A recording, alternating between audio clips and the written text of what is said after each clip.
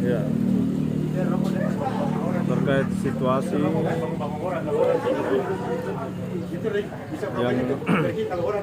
sedang kita alami semua di Kabupaten Jayapura, yang curah hujan cukup tinggi dan menyebabkan banjir di hari Rabu malam. Kemudian hujan susulan di hari Kamis, Jumat, Sabtu sampai dengan Minggu kemarin kan cukup membuat kita untuk harus selalu waspada, karena kita melihat bahwa kejadian di Rabu malam masih menyisakan dampak-dampak kerusakan terutama prasarana jalan. Sehingga terkait itu juga kami pemerintah Kabupaten Jayapura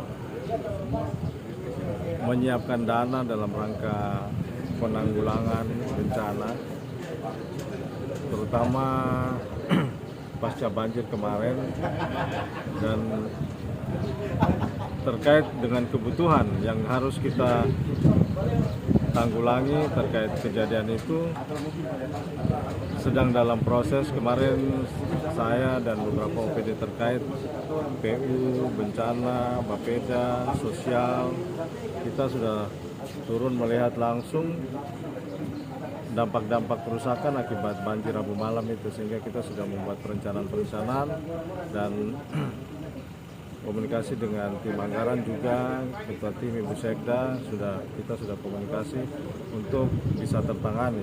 Yang jelas untuk pengawasannya tetap semua kita bekerja dalam koridor aturan, yang mana untuk penanggulangan pasca banjir itu semua ada aturannya, mekanisme pengeluaran dananya, dan yang jelas terkait itu kami sudah siapkan.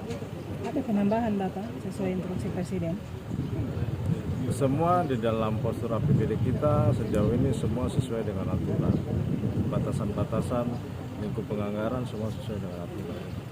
Sudah ada penganggarannya Bapak? Maksudnya besaran nominalnya? Sudah. Berapa sudah boleh tahu Bapak? Sudah ada penganggarannya. Ya. Itu juga terkait dengan penguatan pengendalian inflasi. Kita menyiapkan dana di situ seperti kemarin untuk gerakan tanam, dalam rangka menyiapkan bibit, pupuk, dan juga untuk operasi pasar dan pasar murah pun kita sudah siapkan. Bapak, satu lagi dari saya terkait dengan rencana kunjungan Presiden ke Kabupaten Jayapura. Kemarin Bapak juga sempat kami lihat ada kunjungan BIN. Itu apa saja yang dibicarakan kemarin dan bagaimana persiapan Kabupaten Jayapura nanti untuk kunjungan Presiden? Terkait persiapan kunjungan Presiden, kami tetap lakukan persiapan yang menjadi tanggung jawab kami, dan tentunya dalam koordinasi dengan instansi terkait. Untuk di 3 lokasi, Keramba Jaring Apung di Distrik Waibu, kemudian Hutan Sagu dan Bioblok.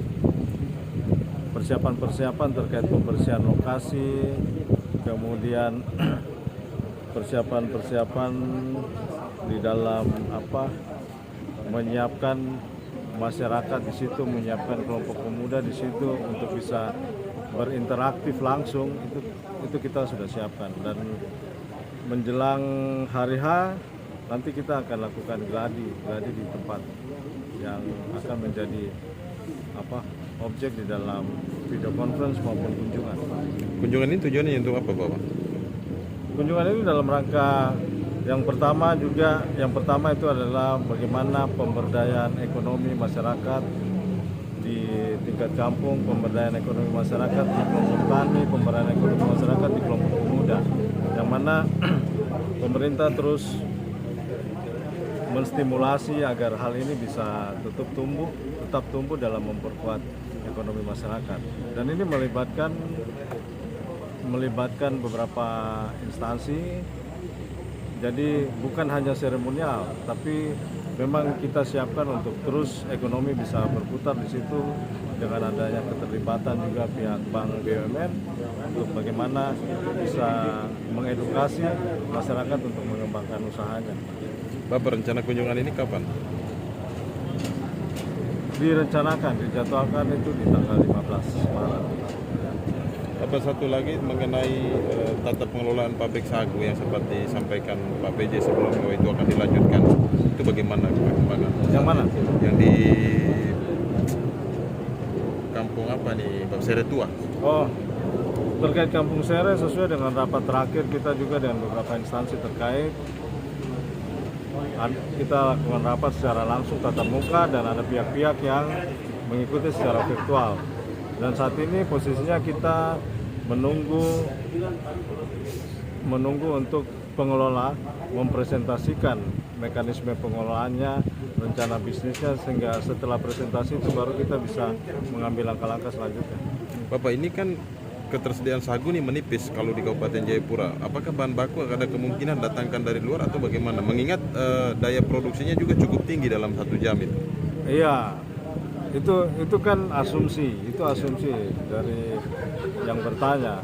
Tapi kan kita harus tahu bahwa ketersediaan lahan sagu dan pembudidayaan, kemudian simultannya dalam 1 tahun berproduksi dengan ketersediaan lahan sagu itu bisa tertangani. Jadi tidak seperti asumsi seperti itu. Ya, semua berdasarkan hitungan-hitungan yang pasti.